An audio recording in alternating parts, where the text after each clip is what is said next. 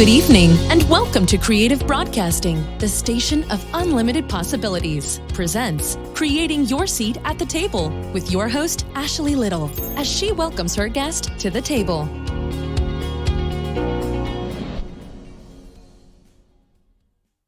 This gives them a little bit of an opportunity to showcase themselves and to share more about who they are. I think a lot of times when people get, it's one of those things now we have to get to the point where we have to take ownership sometimes for situations that we're in.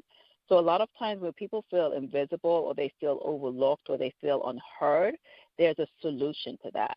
So it's about getting into those rooms that you may not have ordinarily been able to get into, and the way to do that is through LinkedIn. Or if you cannot, get into the room, create your own room. And the way that you can do that is through networking or partnering with other people who have that level of power that they can open doors for you. So I think that's a good reason for, especially if you're a 9-to-5 professional or you're just starting a business, that's a good reason to at least have a presence on LinkedIn. Thank you for sharing that, because a lot of people, run away from that because of that. But thank you for shining light to, bring it all together, because you can do both, right? You can do both, and you can still have a presence on there as a business owner and as a corporate professional. Definitely, yeah. I have a lot of people that I'm pretty much every day. Someone will, because I post LinkedIn tips pretty much every single day. So I will have a lot of the hidden figures reaching, and I call them hidden figures just because when I see their background, I'm like, what? Like, everyone should know your name. The world should know your name. So I have a lot of them reaching out to me, and they are either very cautious about what to post because they don't want to mess up. I think we worry about that more than a lot of people. Like, we think that people are worried about what we're posting, or that they're going to either say something about it. But I think a lot of times, especially if we're the expert in our field, they just want to learn from us. And I felt that way initially before I started speaking publicly. I always wondered, like, suppose I messed up, and suppose, I say the wrong things, and suppose someone says something. But when you're at a specific level, they really just want to learn from you. They're not looking for you to mess up. They want to even get an ounce of the knowledge that you have gained over the years. So I think when people worry about what they should say on LinkedIn or how they're going to show up, I think they're worried about the wrong things. And we all do it, right?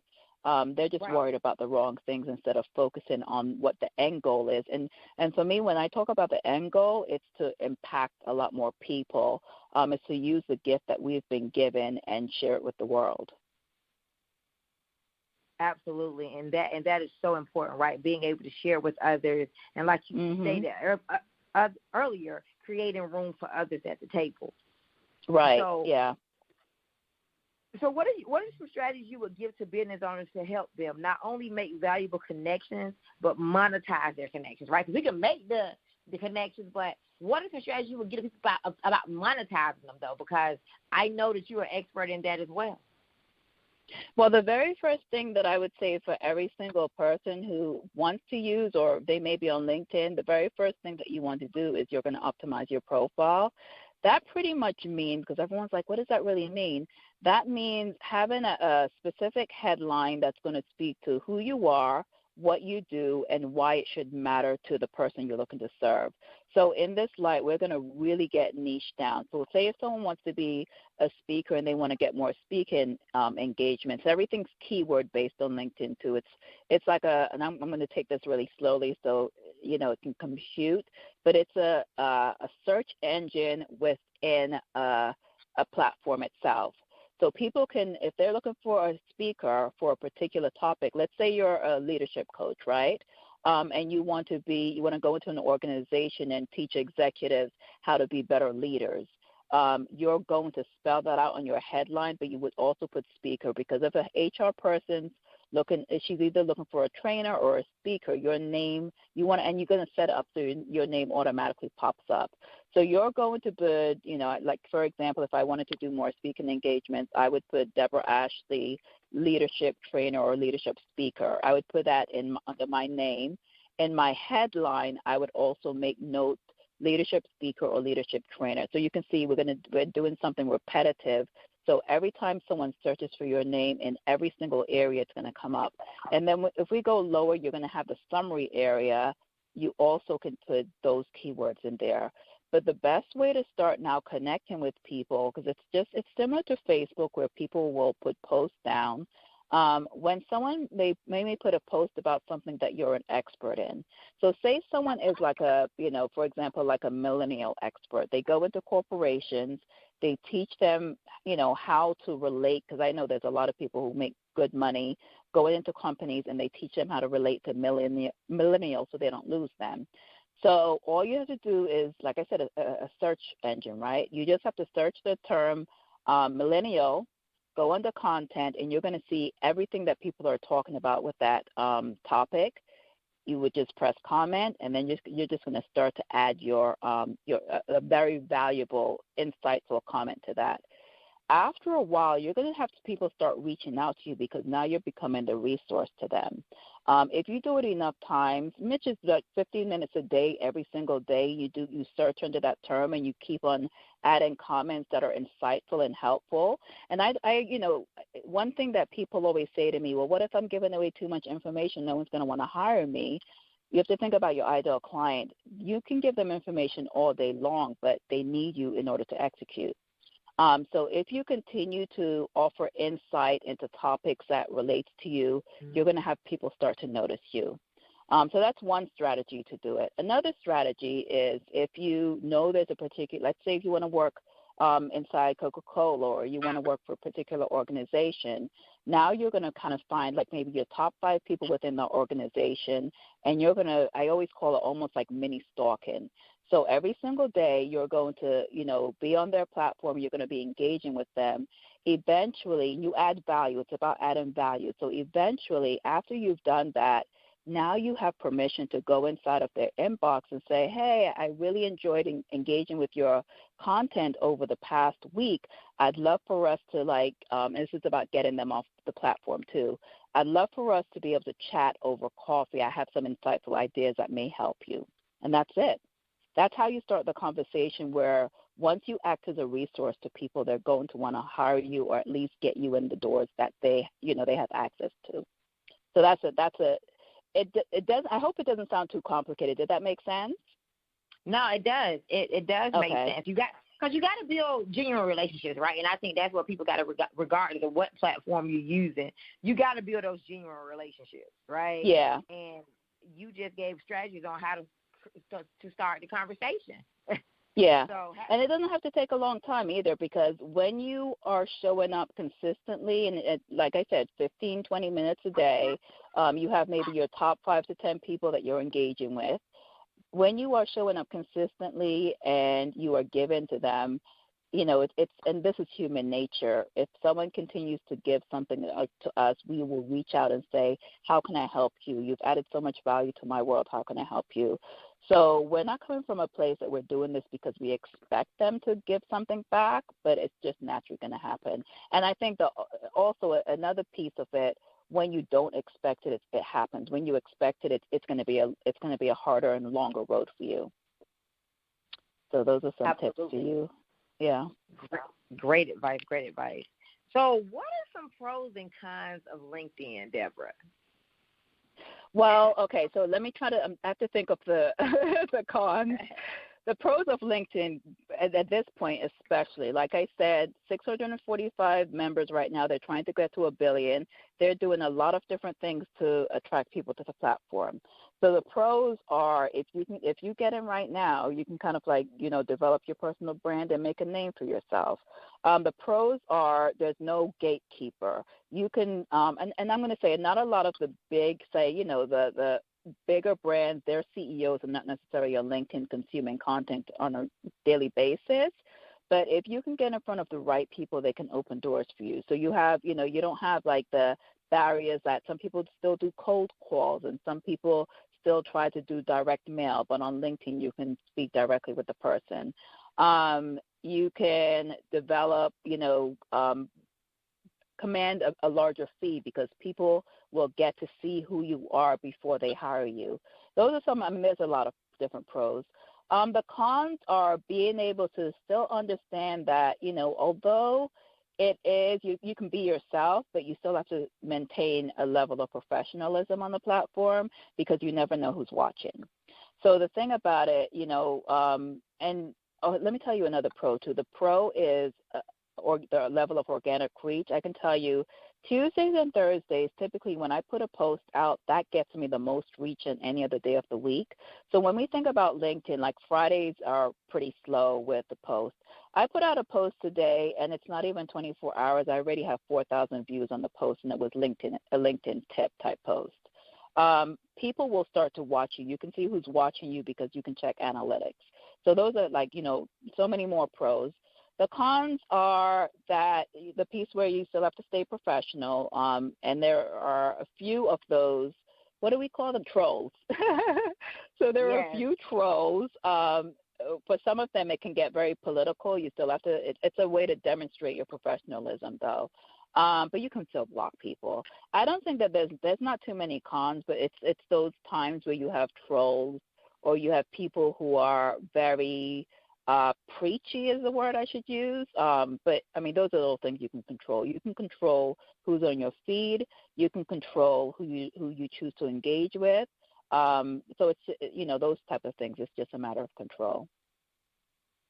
Yes, a matter of control. So thank you for breaking down the pros and the cons, though, because, it is a great connection. Being on LinkedIn has a lot of pros, though. And like you said, they're trying to continue to grow it. But I think, as we spoke about earlier, people are so hesitant about, I guess they're so stuck on Facebook and Instagram, right? But they're missing all of these valuable connections that LinkedIn has to bring. What do you say? How do you build the connections? No. What I'm saying is that I think a lot of people are so built on Facebook and Instagram and just really not, really putting a lot of light on LinkedIn, but they're missing a lot of opportunity and a lot of money and connections, too, by not being Yeah. There's a lot of well-connected people on LinkedIn, too, and the interesting thing, especially, I'll see a lot of posts. I think it's a big thing now, especially with diversity. And, the big thing now is diversity, inclusion, and belonging. And even if you're a speaker, you may see a lot of panels, and there's very little people who look like us. I've heard from a few organizers that they just, and this, I don't know if it's an excuse or if it's true, they say, well, I just can't find a lot of African Americans who I could put on panels. And I'm like, are you really paying attention? So the thing about it, it's not about, because a lot of people are on the platform, but they lurk. If you go on the platform, you really have to show up boldly. Like I have been, well, here's my wonderful surprise that I was even shocked by. I am, I'm a marketing strategist and a LinkedIn trainer. Have you heard about the Black Enterprise Women of Power Summit? Absolutely. Are you speaking on it on the stage? I'm going to be an executive coach. So imagine, Black Enterprise has already vetted me to 1,500 women in executive positions, and I will be their coach because of LinkedIn. Wow. Yeah. Amazing. Yes. So that's the thing about, making sure that and I have something called the VCR model. It's being visible, showing up as credible, and showing up as relevant. So those are the, kind of like if you think about, and I always think about it from a strategic point of view. If you think about specifically, and you kind of match who you are already, so you're focusing on your values, but if you think about your ideal client, your contract, your opportunity, think about who those people are and who their audience is, and does your values match with them? And most likely it does, because they wouldn't be like an ideal client or ideal situation for you if your values didn't match. But now you have to let them know what your values are, and you have to let them know who you are, because then they'll start noticing you, and they'll automatically be attracted to you. But if you just get on the platform and you're not doing anything and you're not speaking up, and I know it's super tough because it was tough for me too. I almost felt like, when you kind of like when we were little and you get to a new school in the middle of the year and everyone's playing on the playground and you don't know like who could be your friends. So it was almost like that, but you just have to do it. Like you just have to jump in. I think life is too short to not take that risk, because anything can happen once and it can happen anywhere in life, but I think LinkedIn gives you the opportunities to get in front of the right people who can just open doors for you. So it's incredible. Absolutely. So for all of our listeners, continue to build your LinkedIn accounts. And if you don't have one, definitely get on LinkedIn. So, Deborah, what is some advice you would give to listeners who are, I guess they're building their LinkedIn profile right now? So they're started, they have took the jump, right, and they're building it, and they're trying to navigate it. So what is some advice you would give to that listener? So if they're trying to navigate the first thing, because I give out a lot of LinkedIn tips, if they go to look for me, they can just look under the hashtag, the LinkedIn Black Belt. They're going to see a lot of different tips that I give out. But the biggest thing is focus on your profile, make sure it's optimized. Like whatever opportunity you're looking to position yourself to be well known for, make sure it's spelled out in your headline, in your summary area. Make sure you're engaging with the right people. Use that search bar to find the type of people that you're looking to connect with. Make sure you're putting out content at least 3 times a week, and focus on content that's not necessarily something that I want to talk about, but think about maybe the top 10 questions that your ideal client or your ideal partner would, like they're going through a situation, right? They have a problem they need to solve. So think about the top 10 questions that they may have on a regular basis, or that you may have heard on a regular basis, and let that become your content. Like for my people, just like you said, you just asked me that question, like what's the very first thing they can do on the platform. So, hey, tomorrow I may write about here's what you can do over the next 30 days in order to position yourself as an expert on LinkedIn. So that's a post, and I could use that as a 5-day series. So think about specific things that your ideal client wants to know about, and just make that the content. That's how you stand out as like the industry leader. I love it. I love it. These are some amazing nuggets, Deborah, that you're sharing with our listeners tonight. So listeners, definitely I hope you're taking notes. Okay, so, yeah, I hope they're taking notes too. But yeah, no, you have the recording, so that's a good thing. Yes, it is. It is. So Deborah, what are some strategies you would give to listeners about building strategic partnerships? Oh, yes. So that's something we kind of mentioned before. The thing about it, you have to know, and we always talk about proceed with the end in mind, right? So you have to know what your ultimate goal is, and it's always about give. So the best way to build strategic partnerships is through, and this is, a lot of people don't like to do this, but it's through outreach. So every single day when I work with clients, I always challenge them every single day. You're going to connect with 20 people, throughout, and this is more of an advanced level of LinkedIn, but you're going to search, like say that I wanted to get into, let me see what organization I'm going to make, I want to get into Amazon, right? I want to do a training at Amazon. So what I'm going to do now is I am going to, and you can, it's easy to demonstrate, but I would type under HR partner, that's a title that I may need, and then once it pops up from LinkedIn, it's going to show all of the HR partners that exist with that title on LinkedIn. You're going to filter it down, and you're going to find Amazon, and you may say, let's say New York City or Atlanta. You're going to find them within your city. You would then you're going to go down the list of all those people, and you would just send them a connection request. You'll look at their profile, and maybe you guys both went to Howard University. You can say, hey, Melissa, I see you went to Howard too. I'm class of 92. When did you graduate? I mean, of course she's going to connect with you. There's something you have a connection with. And now you just start to have conversation. The biggest thing that you want to do is let her know specifically what you do. If there's someone within my network that I can introduce to you as a channel partner, please let me know.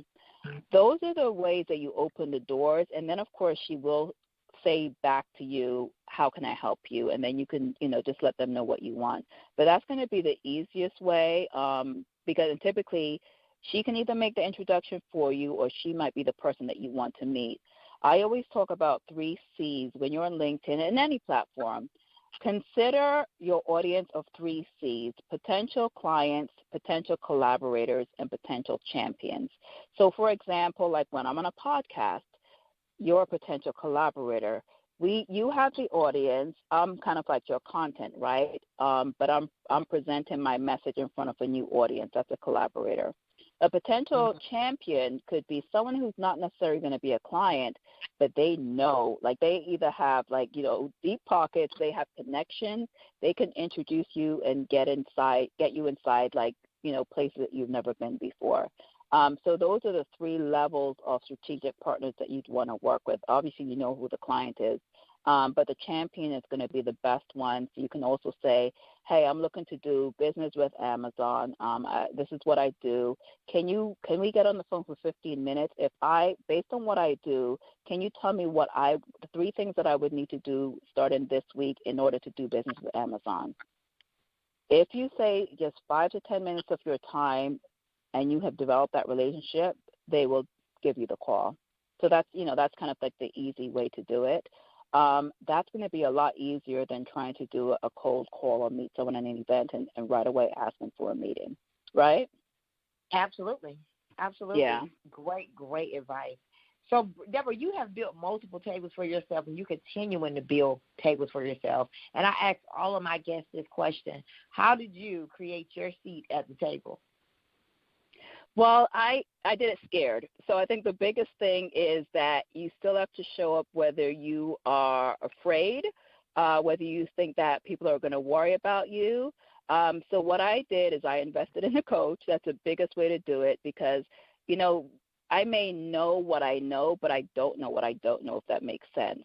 So I had to invest in someone who was at a point where I wanted to be, and I knew there were a lot of gaps missing.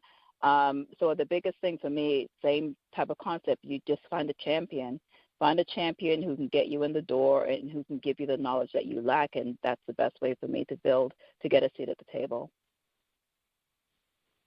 I love it. Deborah, I'm just these nuggets that you are sharing tonight, the nuggets that she is sharing tonight, listeners, take this advice because people pay thousands of dollars to get this advice. So thank you for sharing these. Tens of thousands. Tens of thousands. So what did failure teach you on your journey? Because we all have a process. But so what did failure teach you on your journey? The thing about it, I'm going to tell you something that may sound weird. I almost get excited now when something crazy happens like that, just because I know my win is right across the corner. So failure to me they're almost like tiny lessons, and I tell this to a lot of my clients all the time. They are tiny lessons because once you get to a certain level, whether in your business, your life, career, those failures that you hit upon, you're going to get to another level where you may feel like a block, or you may feel like there's a barrier, but the failure that you experience is a tool to get you past that a lot quicker. So initially you had that failure and it held you back for, say, let's give an example, for a month, right? Now you're going to see something new crop up. And you think back, I remember last year when this happened, and this is exactly how I was able to get through it. Now what used to hold you back for months is only going to take like weeks to resolve. And as you get higher and higher, it's just going to take days. And then the best part about it, now you avoid it altogether. You can help other people avoid it too. So it's just a fabulous lesson for me, and I get excited. It's just a part of the journey. You can hear how excited I get. Yes. Knowing that a big win is right around the corner, and that is so true. True. Yeah. So what big success teach you? Because you're very, very successful. It taught me to keep on going. Yeah, the funny thing is people always say, what keeps you motivated and driven? I just because I know that it's going to work out. Like I always know it's going to work out. I don't know whether it's because I'm the youngest child or whatever. So it taught me that no matter what happens, just to keep on going, because there's, sometimes life has its lower points, but there's always going to be the higher points. And the thing about it, sometimes you need the lower points to be completely grateful for the higher points that you see. So yeah, it's pretty much taught. And then being grateful, that's another thing. So it taught me to keep on going, and it taught me to be grateful. I love it. Being grateful, staying humble is so, so, so important. Mm-hmm. So we are in a new year, new decade, Deborah. So what can we expect from you in 2020?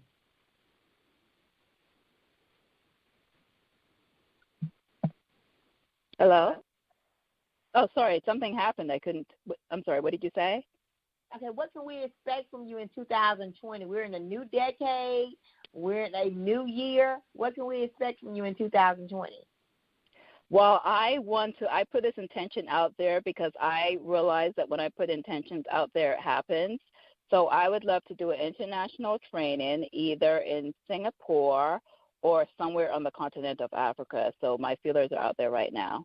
Another big goal that I have is I want to help 100 female founders get to a level of success or wealth in their business where as a collective we're giving back, and this is for 2020, we're giving back $1 million to charity as a collective. So that's my big one. I love it. Amazing. Super congratulations on all the great things I know you're going to do this year. You're at a conference right now this weekend, right? A speaking conference. Yeah, I'm at a conference this weekend. I'm speaking. I'm actually attending to map out my full 2020. It's called Game Plan, and I'm mapping out my full plan for 2020. I love it. I love it. So make sure you connect with Deborah. She's doing some amazing things. And I know the things that you haven't announced, I just can't wait to see what else you have is going to happen right. this year. Because every time I consistently follow you, and you always are doing some amazing things. So just know that I am expecting you, Deborah Ashley. Thank you. So, and if anyone is attending the Black Enterprise Women of Power Summit, look for me. Like we're doing executive coaching sessions, 25 minutes. You can sign up with me absolutely free. So if you're at the event, go ahead and look for me. Yeah, so please look for her and definitely get your tickets to attend the Black Women Empowerment Summit for Black Enterprise. It's in Las Vegas, correct, Deborah? Yes, Las Vegas in March. Las Vegas in March. So will you please tell our listeners, Deborah, how they can follow you, connect with you on all social media platforms? If you look for Instagram, I am the LinkedIn Black Belt. If you want to follow me on LinkedIn, of course, where, I pretty much hang out all the time, or on Facebook, you can just search hashtag the LinkedIn Black Belt, and you're going to find me and find my stuff. So that's the easiest way. So please connect with her, follow her on all social platforms, get to know Deborah. She is definitely someone to know. So, Deborah, thank you so much for taking time out of your busy schedule while you're on the road to come and interview on the show tonight. This is an amazing interview, and I cannot wait to invite you back. Thanks so much, Ashley. I enjoyed it, too. I appreciate it. Thank you. I look forward to connecting with you. Okay. Have a good night. You too. So I would like to give a special thanks to my intern, Sarah, from Tennessee State University. I would also like to give a special thanks to my intern, Vontaria, from Winston-Salem State University. You all may follow me on Facebook at Ashley Little and on Instagram at _Ashley A. Little. Thank you.